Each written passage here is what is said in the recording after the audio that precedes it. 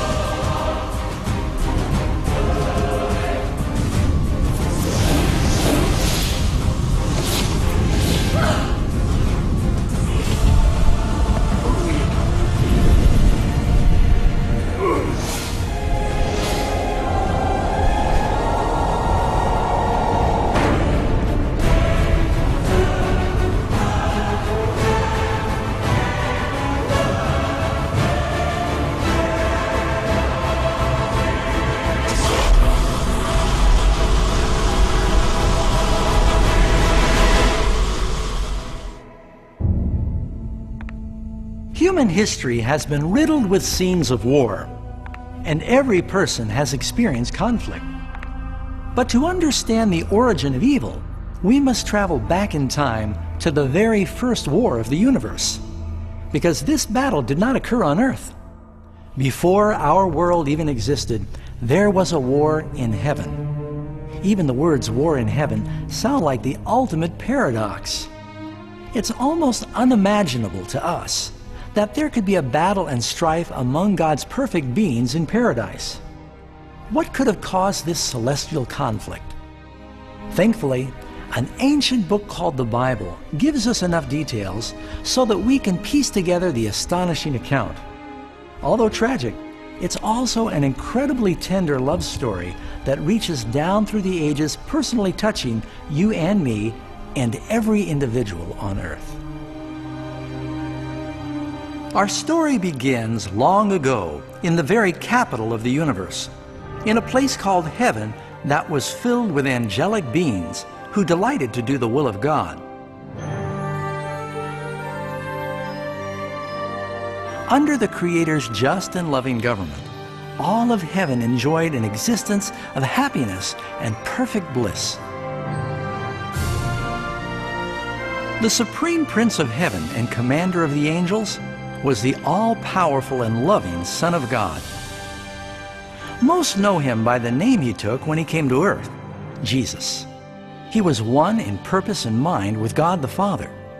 Heaven, under the compassionate rule of Father, Son, and Spirit, proved to be a place of wonder, peace, and joy.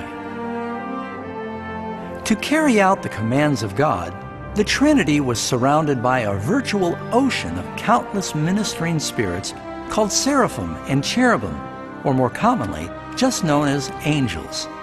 These powerful and intelligent creatures found their greatest joy in doing the bidding of the Almighty. But God created one extraordinary angel to serve as leader of the entire heavenly throng. The Bible tells us that his name was Lucifer, which means light bearer. This cherub was the greatest of God's created beings and held the position closest to God's throne and directly under Jesus in heavenly authority. Lucifer's job was to communicate the light and knowledge of God's will to all the other angels. Lucifer was God's most splendid created being. He was captivatingly handsome and endowed with astonishing powers of leadership and organization. Among the angels, he was greatly admired, respected, and loved as a friend. Yet, God foresaw the misery Lucifer was about to introduce into the kingdom of light. Full of wisdom and perfect in beauty, every precious stone was your covering. You were the anointed cherub who covers. I established you. You were on the holy mountain of God. You walked back and forth in the midst of fiery stones. You were perfect in your ways from the day you were created, till iniquity was found in you. As Lucifer began to ponder his own beauty and power, his heart gradually started to change. He allowed his focus to turn away from God, and he directed his love upon himself. How and why these seeds of rebellion germinated in his heart, we may never fully understand. But the prophet Isaiah provides this insight into Lucifer's thinking. How you are fallen from heaven, O Lucifer, son of the morning. How you are cut down to the ground, you who weakened the nations. For you have said in your heart, I will ascend into heaven. I will exalt my throne above the stars of God. I will ascend above the heights of the clouds. I will be like the Most High. Lucifer gradually began to covet the power of God, but not his character. As he thought about his own extraordinary abilities and beauty, the cancerous tentacles of pride and self-exaltation gripped his mind. This resentment and jealousy ultimately drove him to violate God's holy law and rebel against his government. We need to pause here and make something clear. From the beginning, God ordained the laws of physics to govern the material world we live in. Without these natural laws, the universe would be chaos. In the same way, God's moral law has always provided security and stability to the cosmos. Some believe that the Ten Commandments did not exist until the Lord delivered them to Moses on Mount Sinai. But Scripture teaches us that the principles of God's law have existed throughout eternity, for they're the very foundation of His heavenly kingdom of love. All His commandments are sure. They stand fast forever and ever, and are done in truth and uprightness. The Ten Commandments are a summary of God's character of love.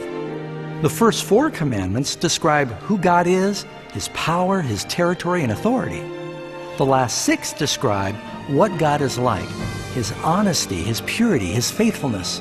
All of these things have always been true and will always be true.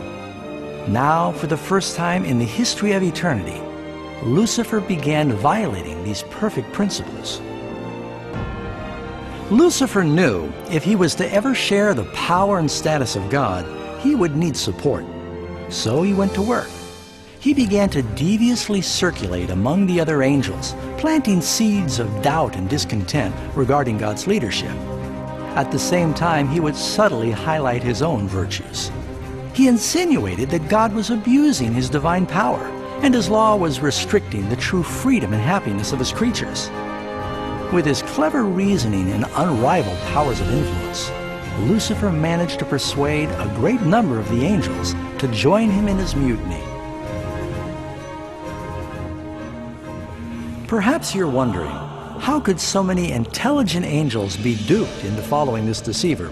Well, keep in mind, up till this point, no angel had ever heard a lie.